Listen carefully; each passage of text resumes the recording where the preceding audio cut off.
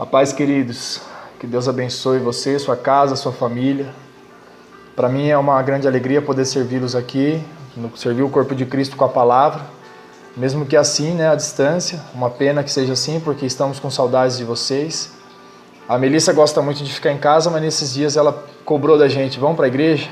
É porque ela também já está com saudade de estar perto dos irmãos, né? Ela tem as amiguinhas dela da igreja, ela já fica também falando delas aqui e com saudade. Graças a Deus pela vida de cada um dos irmãos aí que o Senhor guardou nesses dias, que o Pai continue protegendo e guardando a vida de cada um de vocês aí. E aí? Tá tudo bem aí? Espero que vocês estejam bem nesses dias, espero que vocês estejam passando essa quarentena, esse tempo guardado aí, que estejam passando bem esse tempo aí. É um tempo difícil, né? Para alguns é bem complicado, porque algumas pessoas têm uma dificuldade muito grande de ficar parado, né? Eu sei que para algumas pessoas isso é quase um sacrifício, né? Um martírio. Conheço gente assim que não consegue ficar quieto, não consegue ficar parado.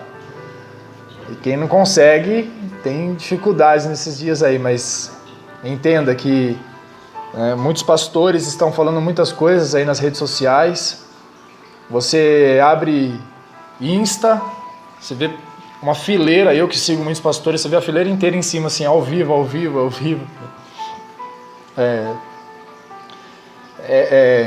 São dias, né, que a igreja tem se movimentado dessa forma, usando mais a tecnologia, os pastores não aguentam ficar sem pregar, então eles precisam falar. Mas a dificuldade que nós temos nesses dias é de cada um falar uma coisa, né? Temos que tomar o cuidado sobre aquilo que nós estamos falando, né?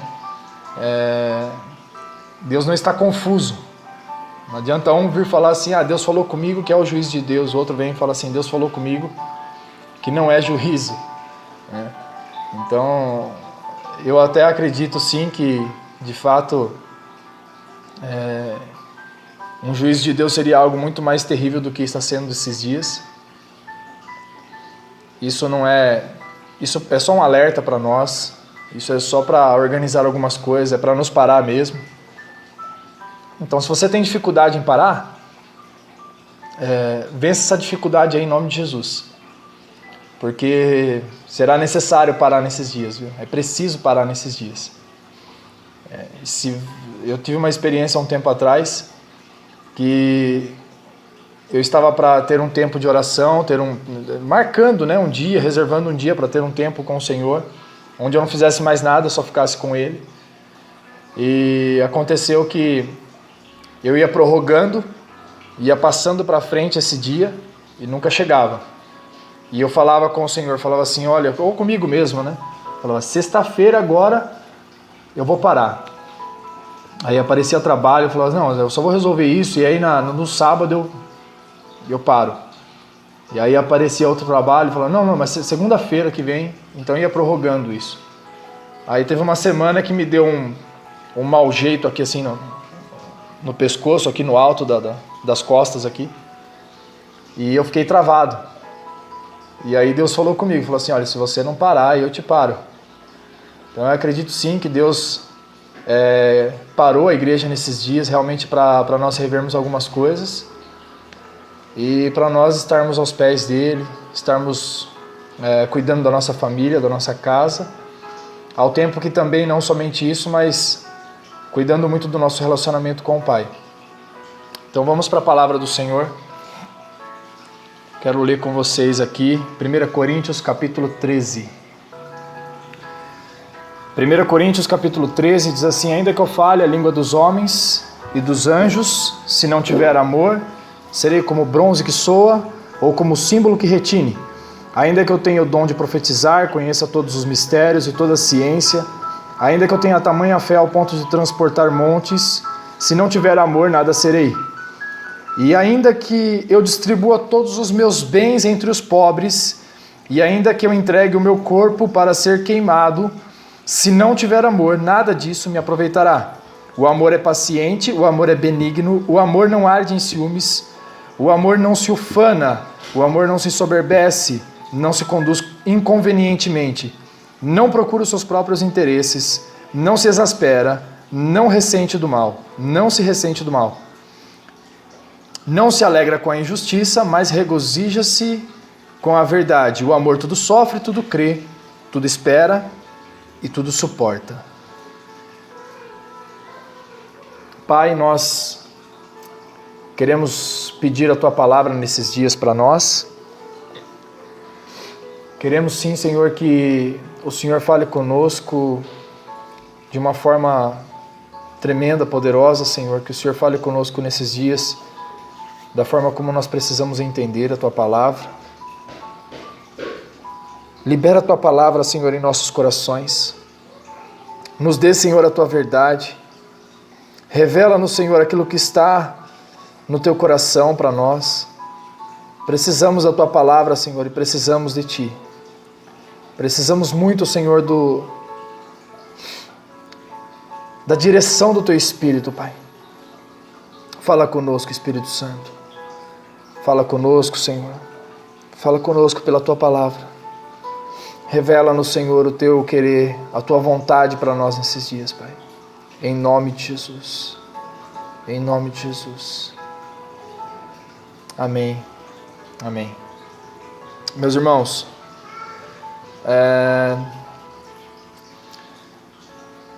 o mundo também fala muito sobre amor. Amor é uma palavra muito abrangente.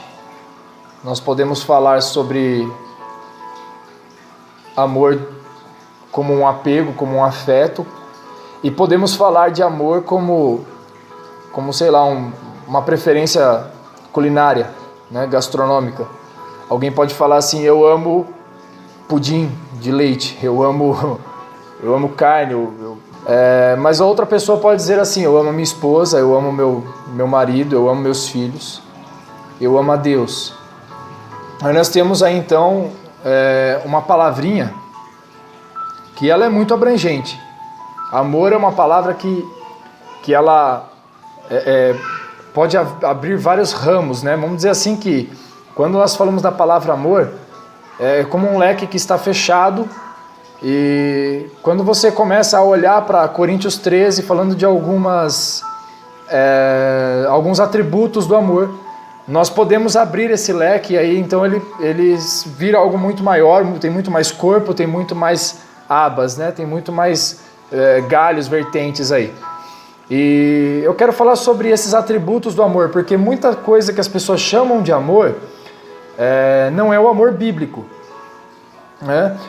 Algumas coisas são paixão, outras coisas carinho, mas amor é uma palavra que ela é bíblica e ela tem um modelo bíblico.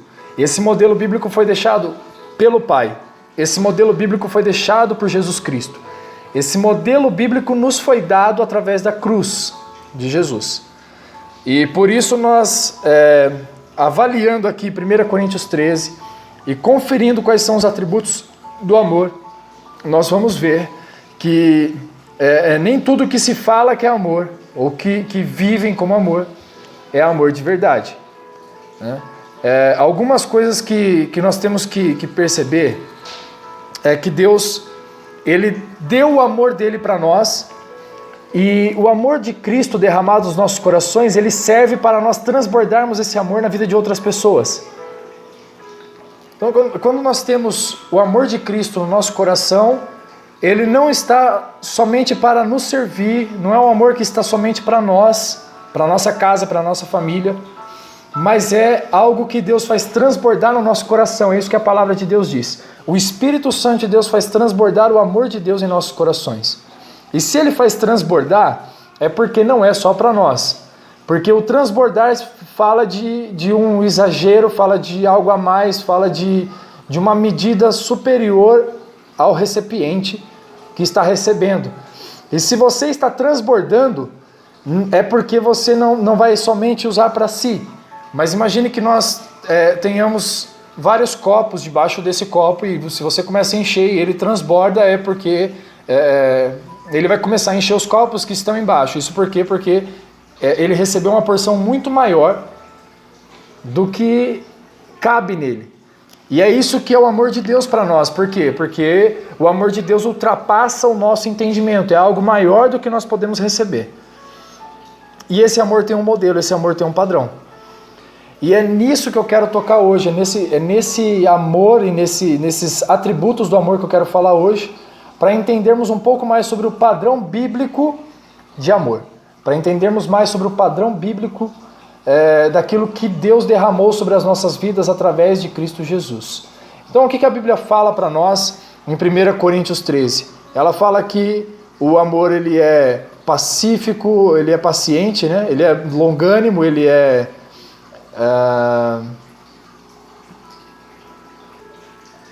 O amor ele é desinteresseiro, ele não busca os seus próprios interesses. Então eu quero falar sobre esse padrão, esse modelo de amor, que é o amor bíblico, que vai falar para nós desses atributos. Né? Por quê? Porque se nós estamos derramando do amor de Cristo sobre a vida das outras pessoas, nós não podemos derramar um amor que venha de nós mesmos pelo nosso próprio entendimento, daquilo que nós achamos que é amor. O que você pensa pode até ser algo importante, mas é muito mais válido aquilo que a Bíblia fala. Então temos que entender isso. Que a Bíblia ela vai falar para nós, né, algumas verdades, e é essas verdades que nós temos que nos apegar a elas. Verdadeiramente é sobre essas verdades que nós devemos tocar no Senhor. Então, nós não podemos derramar na vida das pessoas um amor que seja, por exemplo, interesseiro. O que acontece? Muita gente ama esperando alguma coisa em troca. Deus, quando Ele derramou o amor dele em nós, através de Cristo Jesus na cruz, acredite, meu irmão, o nosso Deus tem tudo. Não tem nada que nós possamos dar para Ele a não ser a nossa vontade. A nossa vontade é algo que Deus não tem, porque Ele nos deu e não tomou de volta. E ainda assim, a gente sabe que a graça, na verdade, ela é irresistível e até, né, por um ponto de vista, ela é irresistível, porque a hora que Deus chama, todas as mentiras que Satanás criou na cabeça das pessoas caem por terra e a verdade do Senhor invade aquele coração. Mas Deus, nós não tínhamos nada para entregar para o Senhor. Então Deus não nos deu um amor interesseiro, Deus nos deu um amor que é o amor ágape, o amor que é incondicional, o amor que não recebe nada em troca.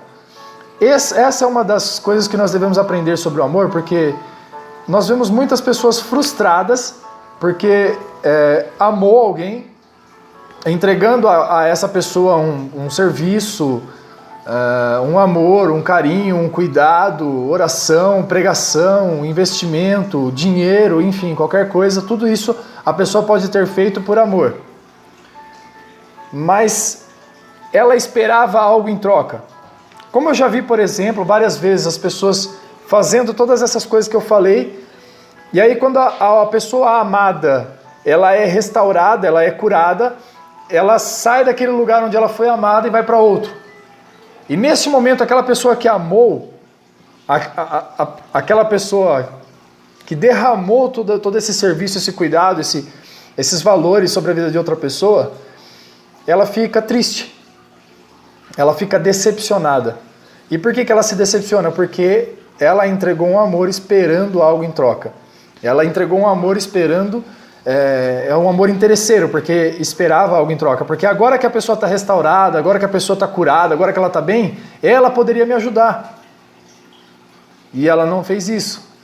E esse amor não é um amor bíblico.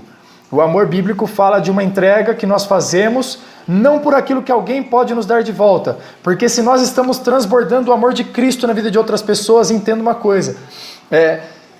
Nós não vamos poder entregar um amor que é interesseiro, porque se é o amor de Cristo não tem interesse. E outra, eu não vou entregar o amor esperando alguma coisa em troca, mas eu vou entregar um amor porque alguém já me deu algo em troca, porque em Cristo eu já tenho a minha recompensa, em Cristo eu já tenho tudo que eu preciso. Cristo foi quem deu para mim tudo que eu preciso para entregar para as pessoas hoje, o amor que elas precisam no mundo. Eu já falei isso várias vezes, continuo falando. Deus nos deu a palavra do Senhor para escrever em nossos corações a sua palavra, porque o mundo não lê Bíblia, o mundo não conhece a palavra de Deus, o mundo não lê Bíblia, o mundo lê a nossa vida. Então, na hora que o mundo precisar descobrir que Deus é amor, o mundo vai ter que olhar para nós. Agora, eu falei aqui no começo uma coisa, nós vamos derramar o amor de Deus, e Deus é bom. Deus é amor, é isso que a palavra de Deus fala. Então o que nós vamos derramar, na verdade, é a vida do próprio Deus na vida de outras pessoas. Mas onde pode haver uma confusão? Onde a pessoa pensa que amor é aprovação sobre tudo que a pessoa está fazendo. Não. Eu falei do primeiro atributo do amor verdadeiro, que é o desinteresse. Desinteresse. Agora tem um outro ponto importante para nós falarmos sobre os atributos do amor, que é a oposição ao pecado. Deus, ele se opõe ao pecado, por quê? Porque ele nos ama. É como um pai cuidando de filhos. O filho num lugar perigoso, o filho que sobe numa sacada, que vai, sei lá, se pendurar num guarda-corpo e começar a querer transpassar aquele guarda-corpo, o pai vai dar uma bronca no filho. E se o filho for pego de novo, e o pai for um homem sábio, eu vou dizer assim, ou a mãe, se for uma mulher sábia, vai corrigir de uma forma mais enérgica. E se for preciso, numa terceira vez, aí até de repente umas palmadas ou uma boa chinelada pode resolver. Por que isso?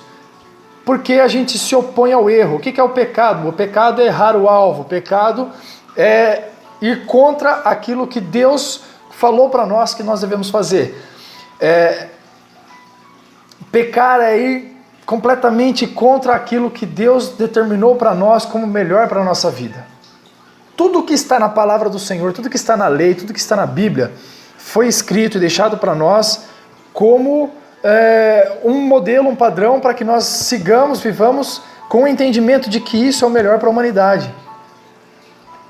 Então entenda uma coisa, Deus mas aquele rapaz lá, ele está em adultério, ele está no pecado, ele está na mentira, mas Deus é amor, né? Deus é misericordioso. Olha, Deus, ele se opõe ao pecado, meu irmão. E inclusive, lógico que Deus, ele é paciente, como a Bíblia fala que o amor é paciente, então cada pessoa tem o seu processo, tem o seu tempo. Muitas das vezes Deus derrama perdão e compaixão e misericórdia sobre a vida de alguém que está, de repente, um homicida, um ladrão, que não recebeu nada de palavra, não recebeu nada do Senhor. E Deus vai e derrama o perdão sobre ele porque conhece todo o contexto social dele, conhece todo o contexto familiar. Apesar de que eu creio que ninguém tem desculpa. Mas eu sei que Deus, ele considera todas as coisas. Agora, muitas das vezes, algumas pessoas que já estão há muito tempo na igreja, alguns erros, Deus corrige de uma forma mais enérgica porque nós já aprendemos muita coisa. E a palavra fala sobre isso. Ao que muito for dado, muito será cobrado. Então Deus, ele faz sim essa distinção entre uma coisa e outra.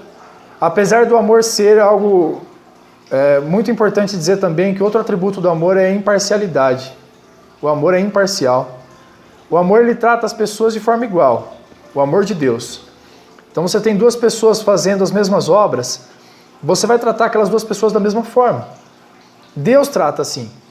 Quando ele vê duas pessoas agindo da mesma forma, ou seja, obedecendo aquilo que Deus falou para ele fazer, tanto na sua palavra quanto individualmente, o amor que Deus derrama sobre os dois é o mesmo. Agora, Jesus falou, aqueles que têm os meus mandamentos e os guarda, esses são os que me amam. Aquele que tem os meus mandamentos e os guarda, este é o que me ama. Foi isso que Jesus falou. Então, se nós quisermos devolver o amor que Deus deu para nós, de alguma forma, né? E não que a gente consiga fazer isso de alguma forma, porque o amor de Deus, ele é muito maior do que nós podemos entregar de volta para Ele, mas se tem uma forma de nós mostrarmos afeto e apego e amor ao Pai, através da obediência.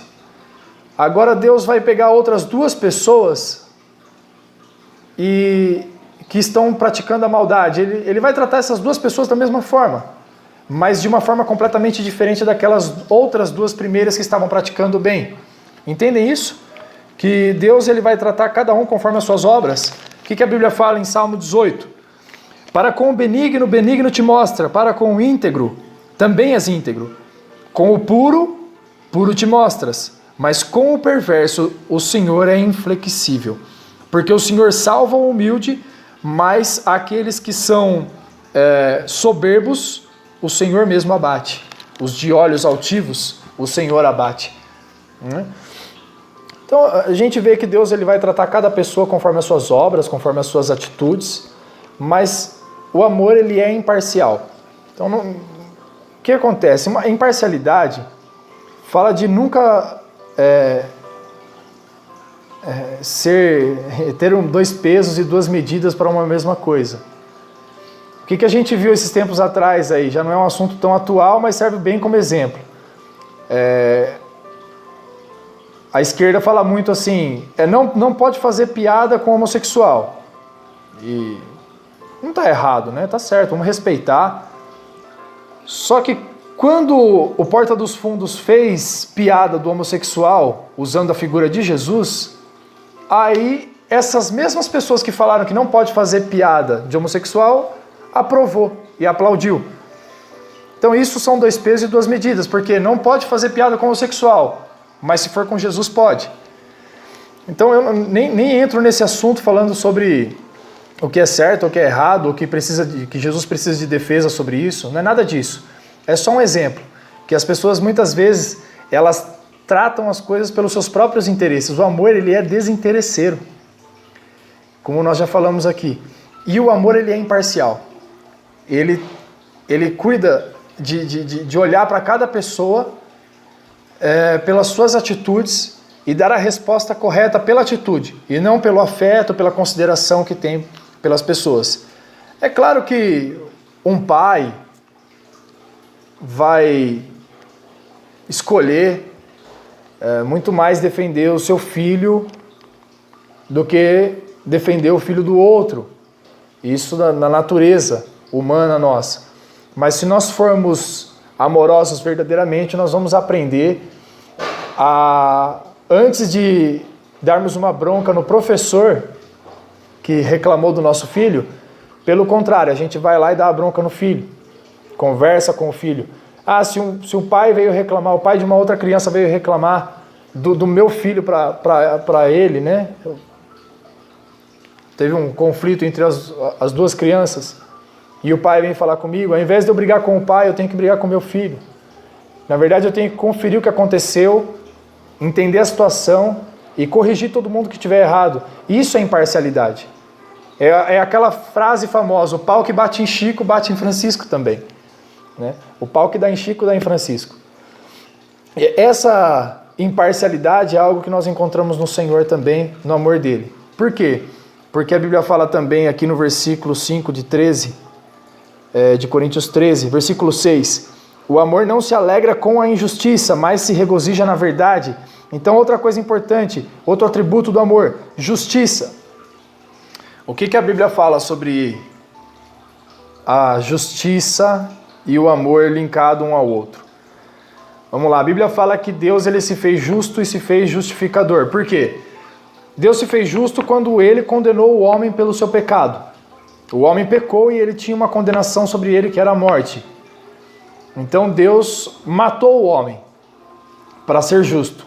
É a consequência do pecado. O que Deus falou lá em Gênesis? Não comam do fruto porque vocês morrerão. É a consequência do pecado. O salário do pecado é a morte. Mas Deus se fez justo quando matou e se fez também justificador quando ele foi o homem que morreu na cruz. Então aí você vê um amor justo e você vê Deus ele sendo justo e justificador. A Bíblia fala que o Pai se alegrou sobremaneira quando viu Jesus Cristo sendo moído. Por quê? Porque ali tinha um cumprimento de justiça. Tem muitos pais que servem para nós como referência nessa geração. Alguns pastores que nós conhecemos que os filhos têm dado bons frutos. E um deles que é o Luciano Subirá, eu sempre vi isso nele, pelos testemunhos que ele fala.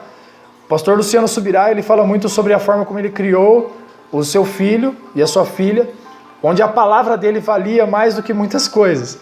Aquilo que o pastor Luciano Subirá falava era quase que irrevogável. Era como ele brinca, né? Era como as leis dos medos e dos persas, que era irrevogável. Né? As palavras dos reis de antigamente eram assim. Então aquilo que ele falava, ele ia cumprir, porque isso é justiça. E os filhos deles hoje estão dando bons frutos, por quê? Porque os pais foram justos. Deram para eles um amor justo. E por quê? Porque ele encontrou esse amor no Pai Celestial. Então, como eu estava falando no começo, o amor tem um modelo, o amor tem um padrão, e esse padrão, esse modelo está no Pai. Nós temos já um padrão sobre todas as coisas, e esse padrão está no céu. E é esse padrão que nós temos que aplicar na nossa vida. Por isso é importante nós entendermos que, nesses dias, nós vamos começar a entregar para as pessoas um amor que ele não é só carinho, que ele não é aprovação sobre tudo que se faz, mas é um amor que tem capacidade de falar para a pessoa onde ela está errando. E aí que está o segredo, porque se você falar para alguém onde ela está errando sem amor, você está julgando ela. Mas se você fala para alguém aquilo que ela está fazendo de errado, com amor, essa pessoa vai entender e vai se sentir amada. Agora, pode acontecer da pessoa não entender? Pode. Mas o amor que eu estava entregando para ela era suficiente? Talvez até fosse. Mas a pessoa muitas vezes é imatura e ela não entendeu o amor. Ela confunde o amor com carinho. Ela confunde o amor com a aprovação de tudo. E o amor de Deus não é assim.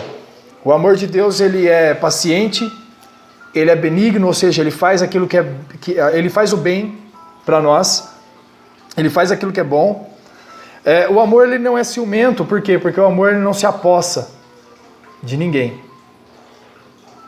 O amor não é ciumento porque nós não podemos ser dono das pessoas que nós amamos. As pessoas já têm um dono, e é Jesus Cristo, porque a Bíblia fala que Ele que derramou o seu sangue, porque não fomos comprados nem com ouro nem com prata, mas fomos comprados por algo que é incorruptível, que é o sangue de Jesus.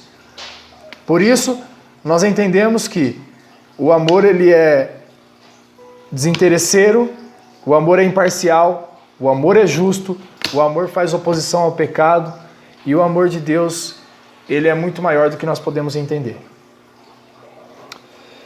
O amor de Deus, ele ultrapassa todo entendimento. Eu sei que 30 minutos é muito pouco para falar sobre isso, mas era essa a nossa ideia de fazer um vídeo desse tempo, mais ou menos. E eu quero já encerrar pensando em todos esses versículos que nós lemos aqui, te convidar a meditar ainda mais em 1 Coríntios 13, principalmente nos versículos 4 até o 7. E eu quero encerrar lendo de novo, para nós falarmos mais um pouco sobre isso. O amor é paciente, é benigno, o amor não arde em ciúmes, não se ufana, não se ensoberbece, não se conduz inconvenientemente, não procura os seus próprios interesses, não fica com raiva, não se ressente do mal, não se alegra com a injustiça, mas regozija-se com a verdade. Tudo sofre, tudo crê, tudo espera e tudo suporta. Pai, nós te agradecemos, Senhor, por essa palavra. Rendemos graças a Ti, Senhor, por aquilo que o Senhor nos deu. Nos ensina mais, Senhor, sobre esse amor.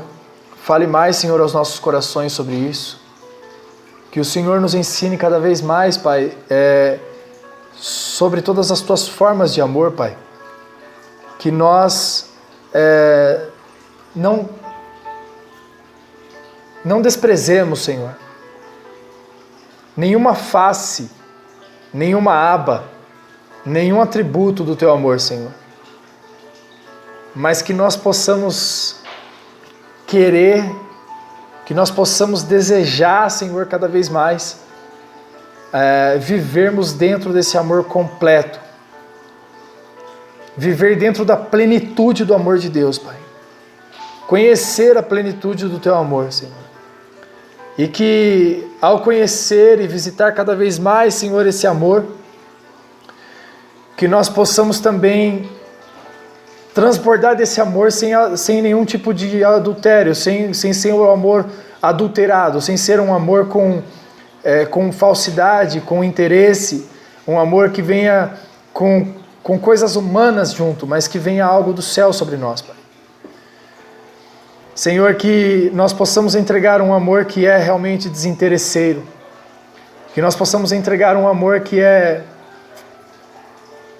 fiel, é benigno, é sacrificante, é misericordioso, é bondoso, é paciente.